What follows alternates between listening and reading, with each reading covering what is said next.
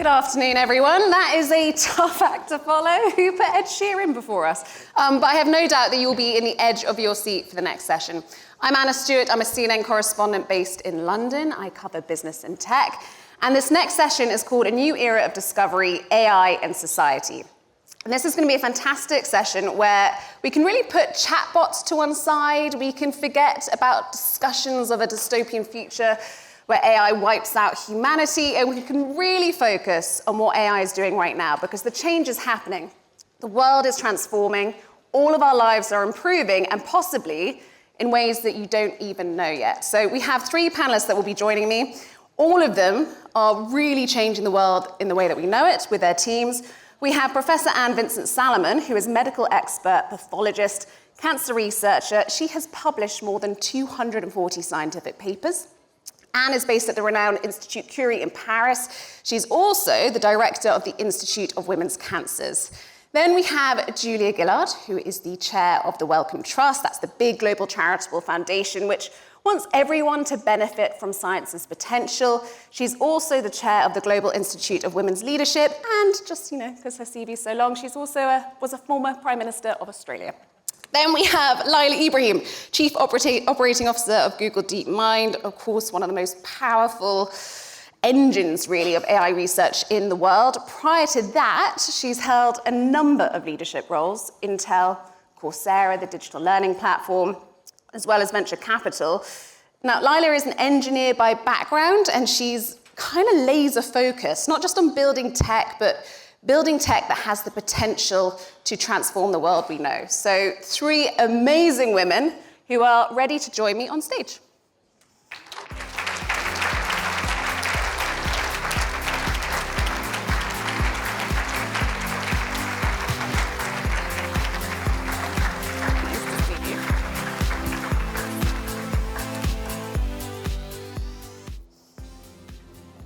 Now, I cover a lot of business and tech. So at the moment, I'd say for the last 2 years, I've covered AI fairly solidly, but in the last few months, it's also a little bit of tariffs. But when it comes to AI, the question I probably get asked the most from family and friends is, what's the most exciting innovation in artificial intelligence? And inevitably, they think you're going to tell them about some sort of new chatbot or some way of making movies by just talking to your phone. And I say, no, no, no.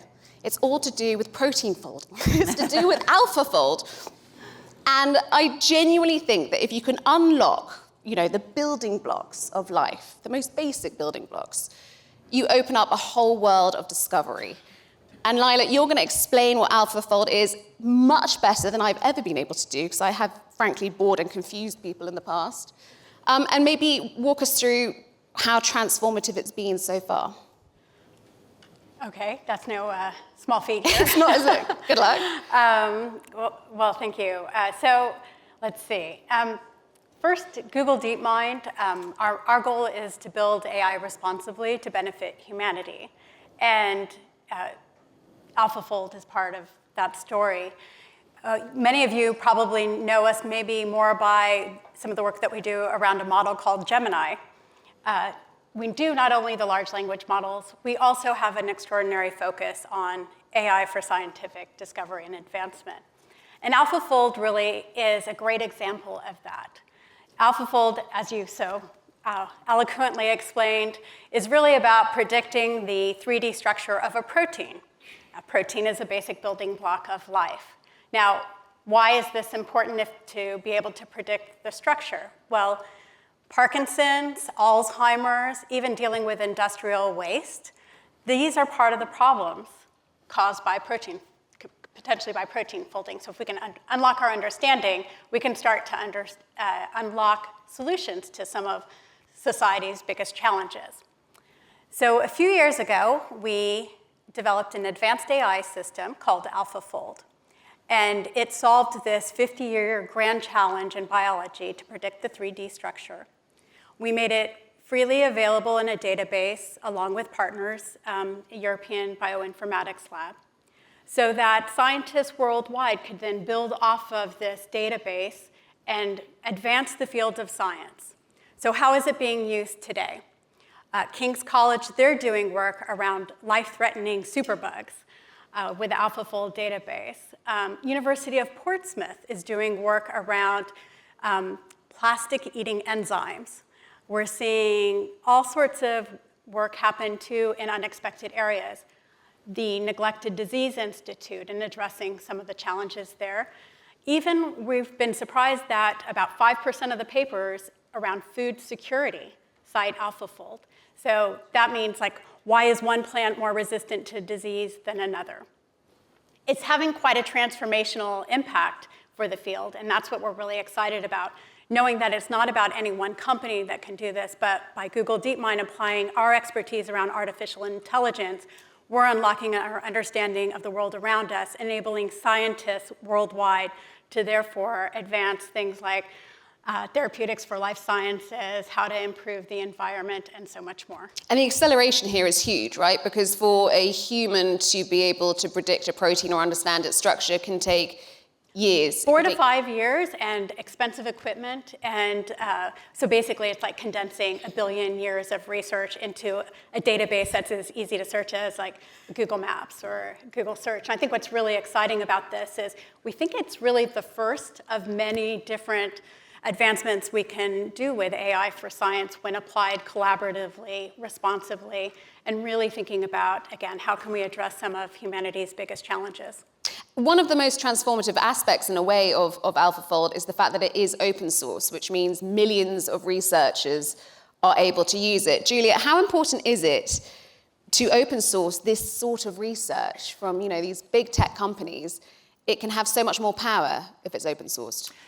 I think you've absolutely zeroed in on the right question, because the future for science could be one where we have these open source platforms that enable scientists around the world to then draw on them and come up with the science that we need to solve intractable problems.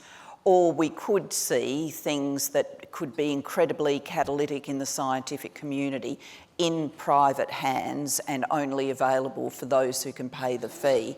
And that's got all sorts of equity consequences for where science will be done and by who. And the globe has been through these kind of debates before. When we came to the task of sequencing the human genome, which did take, the best part of a decade and a half, and was a scientific collaboration all around the world to make that a free resource to scientists. There was, at the outset of that, alternate plans which would have had that as a privatised model. And I think if you imagine now what it would be like if we were in a world where you could only access that very basic research tool now through paying private fees. So there is a lot of thinking that we need to do. The commercial sector, philanthropy, the Wellcome Trust, government, big actors like DeepMind about how we can best come together to make sure that the landscape is funded because there's got to be money brought in, but it also results in a way where we've got access and equity. And let's move to you. You are doing some really interesting research in terms of breast cancer and using AI in diagnosing it. Walk us through, in simple terms, if you may, some of your work and what you're doing. Yes, indeed. The first step with breast cancer is to make an appropriate diagnosis. And there is not just one form of breast cancer, but many, many different types. So the first task is in the hands of radiologists, and their AI has been used for now 5 to 10 years, because it's easy to understand that mammography or scanners can be digital from the first image taken from the patient. And then it took more years, and it's coming at the moment with pathologists that are the physicians that are the one that make the diagnosis itself on the tumor tissues, the biopsies taken by the radiologist. And there we have a kind of tissue section of the breast of the tumor of the breast, and it's a very thin section, and it's always a piece of the body, of the ill body. But we have now scanners to transform this tissue section into digital images, and there we can try to use and start to use AI to make diagnosis. And how can that improve an outcome? I'm guessing tumours are all very different, and this is allowing you to see them at a different sort of level. So yes, in fact, the problem is heterogeneity within a tumor, heterogeneity between individuals and their tumors. So in fact, to tackle the heterogeneity which is within the tumor, the researchers are developing techniques to go deep into the ecosystem of a tumor. There you have the tumor cells, which are the poorest guys within the tumor, but we have also immune cells. Some of them are really good guys and help to destroy the tumor cells. And others are in between, good and bad at the same time, that are supporting the tumor cells. It's really a complex ecosystem. And there, researchers can analyze the expression within every single cell in a tumor of all the genome. And it has been made possible thanks to the knowledge of the genome, and we can see which cell express which gene and protein. So now we start to play with enormous amount of data, and there again, AI is really helpful there. And for identifying bigger trends, right? You have so much data from the past.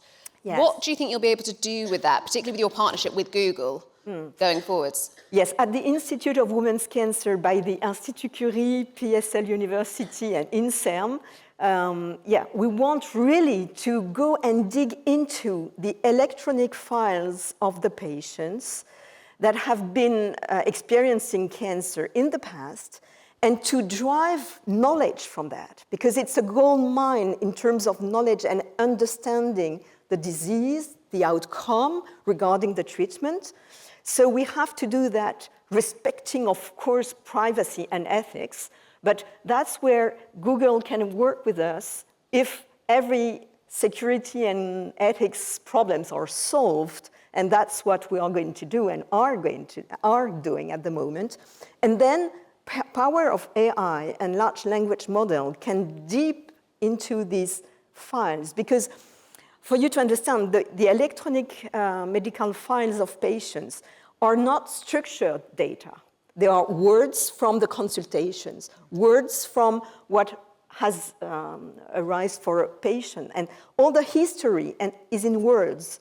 So we have to dig into that and make these data speak to take in charge and better our new patients. Again, when you're looking at like that much data and the complexities around it, that's sort of impossible for humans really to do. Yes, it's too much data. And now if we go through molecular analysis of tumors, if we go at the single cell level, with all the genes expressed at the single cell level, plus all the files of all the previous patients, it makes huge amounts of data. And that's where physicians, researchers needs AI and powerful AI tools, yes.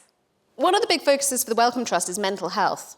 1 in 4 adults will have a mental health issue in each and every year. This is a huge problem.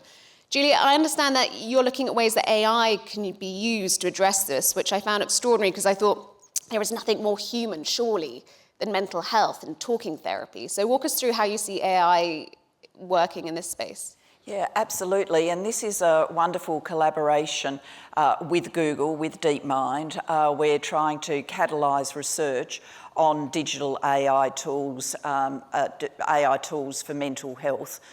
What we know already is that there are many private organisations that have put out into the market mental health tools that use AI. We also know that people use general AI models, Gemini and all of the other models, and put into them mental health questions. So people are actually reaching out for their mental health support in that way. What we don't know at the moment in a deep way is what is effective as a combination between AI support, a sort of coach who is there, powered by AI, someone to talk to, someone to help you think through your problems with, is able to give some basic therapeutic modalities. What is the combination that works from that? And then triaging into human interventions as needed. And we've got to really work that through, because you can see this going incredibly well. We know that the burden of mental health disease globally, we are well on our way to it being the biggest global health burden, and there are not going to be enough clinicians on the planet, psychiatrists, psychologists, therapists, there's just not going to be enough. There isn't enough now, let alone as the burden of disease grows. So if we can use AI to extend access, then that's a pretty good vision of the future. But of course, it's got risks. I was literally going to say, I can see a few risks here. It's not all sunny uplit lands, and we do need to research very carefully what is effective, and then support regulators. And one of the things that Wellcome does is we support the medical regulator here in the UK, but obviously we need to catalyse global cooperation around this, because anything that is put out into the consumer market as a health tool does need very clear regulation. We wouldn't let people put out a shingle saying, come to me, I can do brain surgery. You couldn't do that in regulated health markets, and we can't have interventions that could do more harm than good just put out there. Just flipping back to the geopolitical panel that started this morning, obviously trying to get international cooperation on any sort of regulatory approach is much harder to do in this world, but it's something that we need to think through. I mean, let's talk about risks. Lila, given how many different projects Google DeepMind is involved in, how do you approach risk? Is there a blueprint? At what stage do you consider the risks of the technologies that you're developing? I think in her opening remarks, Debbie said it quite well, which is we're in such a transformational time in history right now, and we collectively are pioneering that. So it's a time of being able to use AI for great opportunity, as mentioned, and also really needing to take care. So one of the things that we've had since our kind of in our ethos since the founding of DeepMind, and I think it's applied across Google as well, which is you can't think about these things at the very end. It's not a bolt-on. And the pace of everything is moving so fast that that's a recipe for disaster. You have to, from the very early days, of how are you thinking about responsibility, even when you're defining the research problem and exploring the research problem. So throughout the research and the development and the deployment. One of the things, just to give a concrete example, last year we demonstrated technology with agentic features called Project Astra.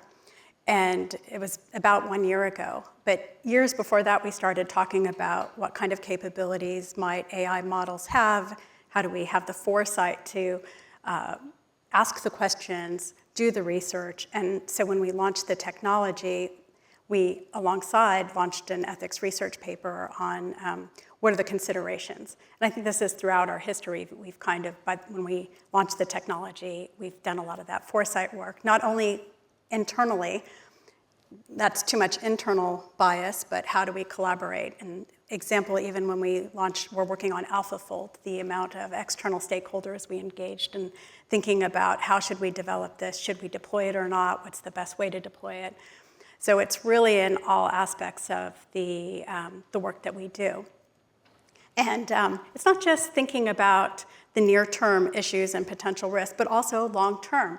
What are the dangerous capabilities that will continue to emerge? How do we think about aligning to human values? These are all things that are very complicated, and we need to not just answer it once, but continuously have the conversations and refine. This is a global technology. Model gets released, it's available worldwide, so we can't be talking to ourselves about it. So a lot of the work that I think has happened between the public and private sector with academia, various organizations as well, has really brought this conversation to the forefront.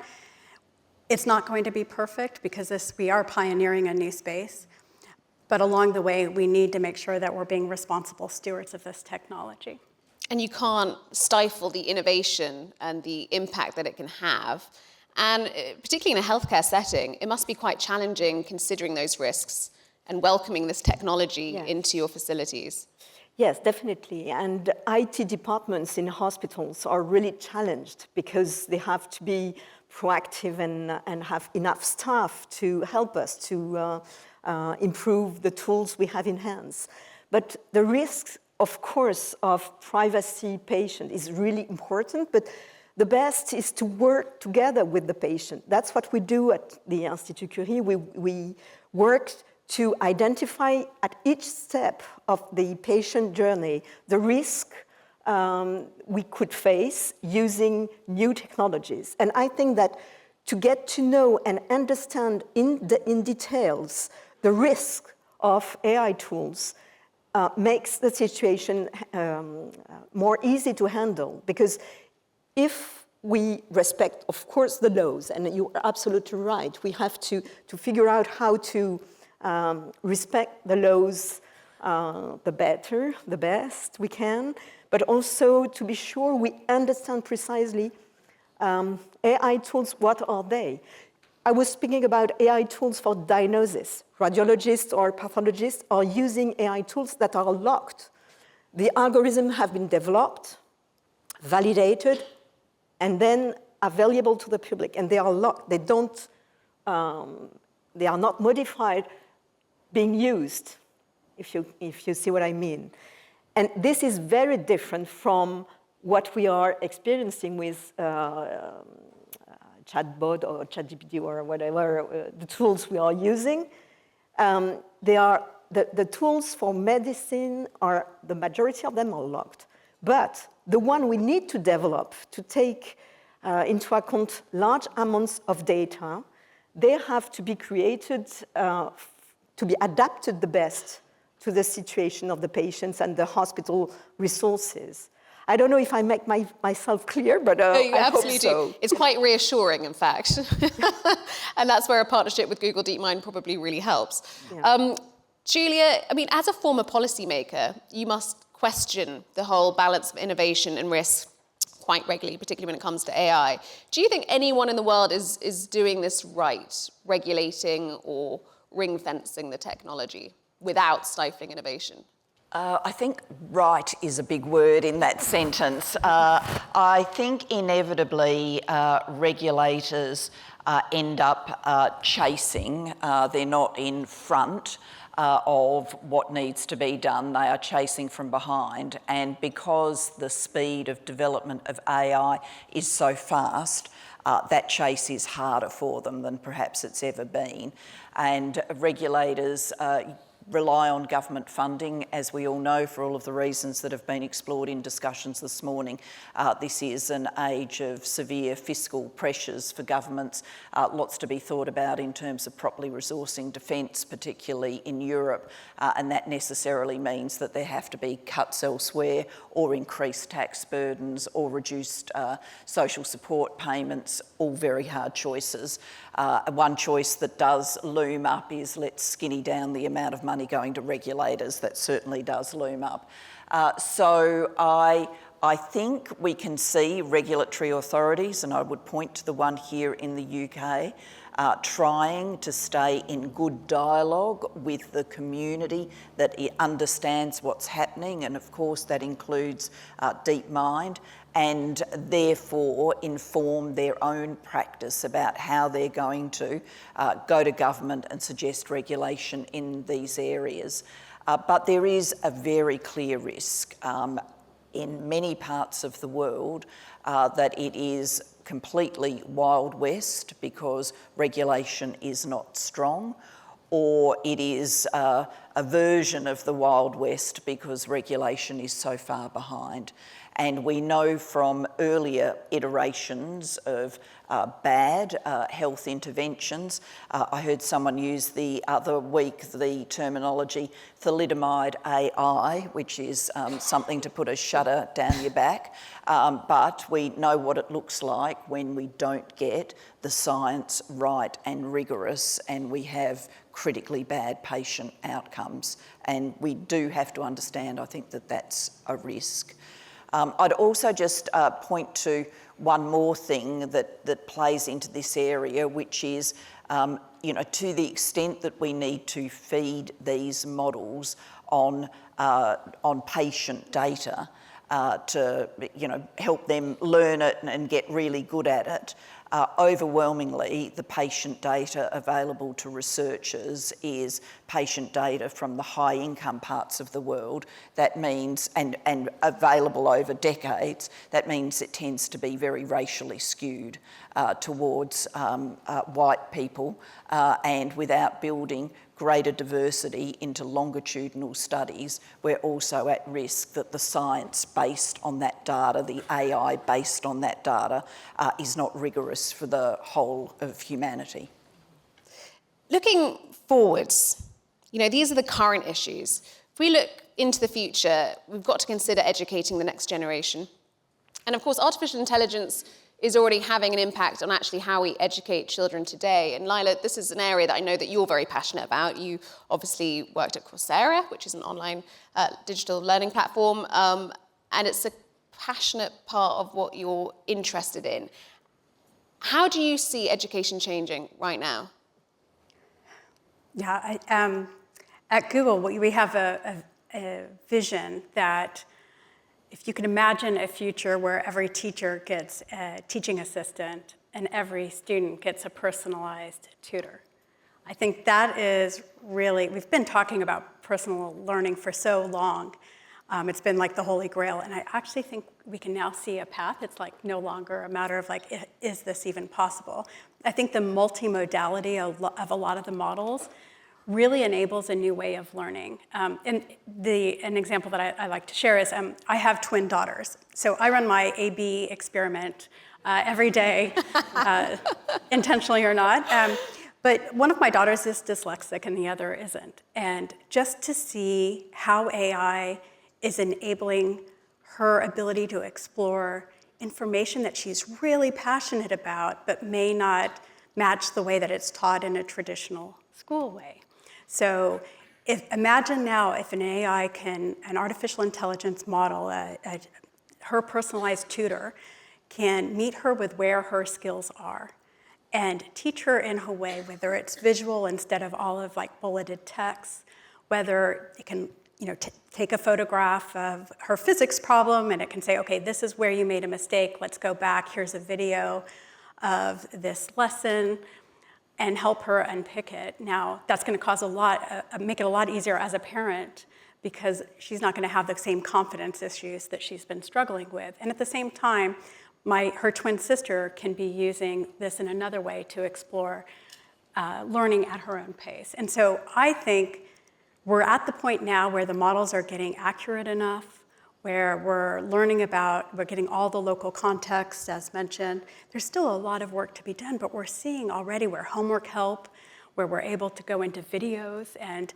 be able to go exactly to the point of a video where something is being explained. It can be done in video, it can be done in text.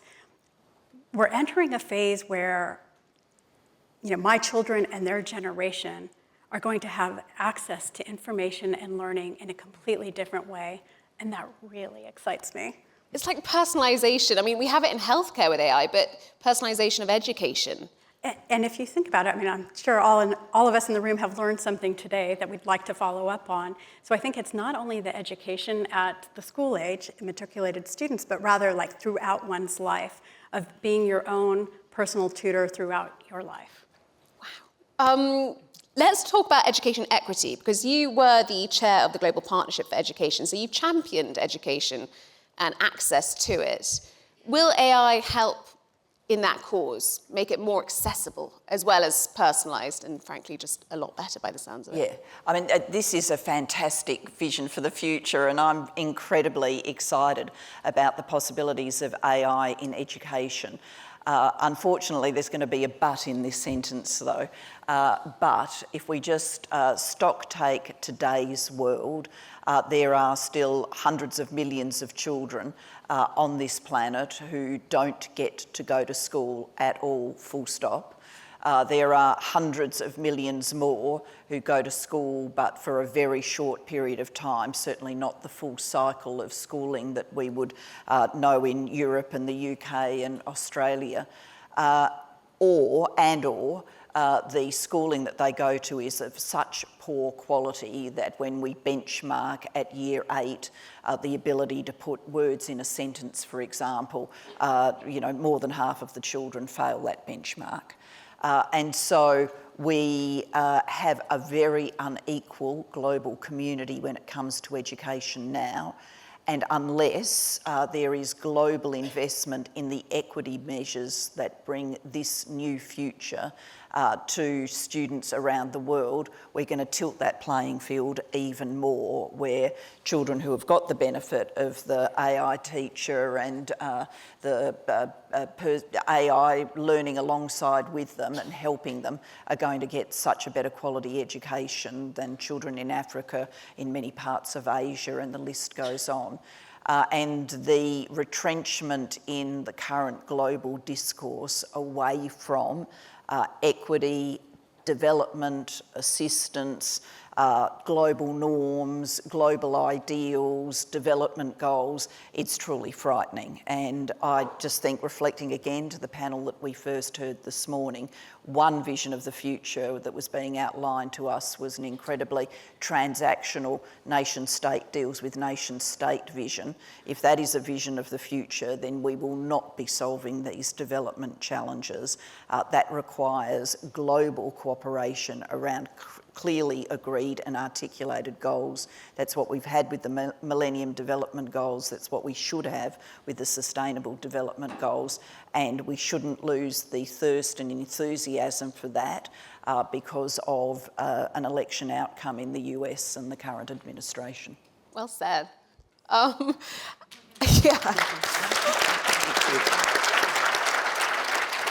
We also, of course, need to educate the next generations in AI and technology. And I think what's been clear from this discussion is how AI is impacting, every sector you can think of. And talk to me about bridging the gap between medical research, healthcare, and AI. Because I feel like when we were backstage, you were saying there is a gap in the education and it's quite hard to get more engineers on board. Yes, definitely. That's the key point, to get and to educate engineers into the scientific and medical questions and vice versa, that physicians, nurses, all the healthcare system get to know what is AI and how they can get advantage using it and understanding what is going on and what is needed to develop good tools, adapted tools to their needs. So in fact, I think that the interdisciplinarity or multidisciplinarity is really needed, and this is now the time to do it for real, yeah. So inspiring. Right, before we go, who is going to the AI masterclass on saving 30 minutes of their day? Hands up. Okay, we've got a few. I just thought it'd be interesting to end, despite all the inspirational ways that AI is transforming the whole world, how is it transforming each of your daily lives? How are you saving 30 minutes with AI, each of you? Lila?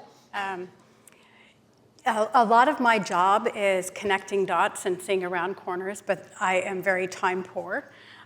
So one tool I love is Notebook LM, because I will take within a work stream a lot of the information, put it in to my notebook, and then be able to query and brainstorm, iterate, and it's been really helpful. It's like we have like an extra assistant on board, so that's been great. And then actually, speaking to the generality of AI, I also use Notebook LM. We just moved into a new place, and it's very wired. So we have put all of our instruction manuals and links, and so I use Notebook LM to figure out how to clean my dishwasher or fix the washing machine. That's such a good idea. Anne? Me, on my daily life, it helps me to do my regular job, to make diagnosis of cancer. It's starting slowly, but it's starting. So, and I look forward this multidisciplinarity and to get the best of it, yeah. Julia? I fear I'm costing people time, because one of the ways I stay in touch with my Aussie family and friends is I work with AI to write really dumb poems and then send them across. Who doesn't want that? That's fantastic. Thank you so much. These three women are changing the world we're living in with AI. I hope you've all been inspired. It's been fantastic to hear from you. Thank you.